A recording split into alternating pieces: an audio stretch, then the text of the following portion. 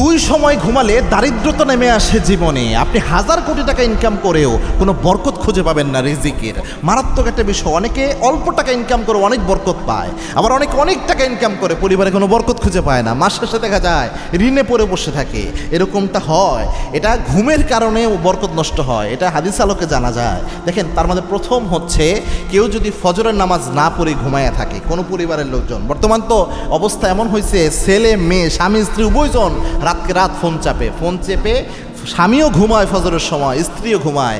একজনও যদি ফজরের সময় উঠতো, তবুও ওই পরিবারে রহমতের ফেরেশতা যখন আসে ফজরের সময়, দেখতো মিনিমাম জানা এই ঘর থেকে ফজরের নামাজ হয়, এই সময় ফজরের নামাজের সময় উঠেছে, কিন্তু একজনও উঠে না এই সময়। এটা মারাত্মক। এবং আল্লাহর হাবিব সাল্লাল্লাহু আলাইহি সাল্লাম জানিয়েছেন ফজরের ওই সময়টার ব্যাপারে, আল্লাহুম্মা বারিক লি উম্মতি ফি বুকুরিহা। আল্লাহর হাবিব নিজে দোয়া করেছেন, আল্লাহ আমার উম্মতের জন্য ফজরের ওই সময়টাকে আপনি বরকতময় করেন। এই জন্য এই সময় ঘুমায় থাকবেন না, এই সময় ঘুমাবেন না। ফজরের নামাজ পড়ে এরপরে অনেক পরে যেন আপনি ঘুমাতে পারেন, কোনো সমস্যা নাই, কিন্তু নামাজ না পড়ে ঘুমায় থাকলে বরকত শূন্য আপনি হবেনই, রিজিকে আপনার বাধা পড়বেই, আপনি কোনোভাবেই এটা কভার করতে পারবেন না। 2 নম্বর হচ্ছে, একটা দুর্বল হাদিস রয়েছে যদিও, তবুও অনেক উলামা একরাম এটা সাজেস্ট করে এই সময় না ঘুমাতে। এটা হচ্ছে আসরের পরবর্তী সময়।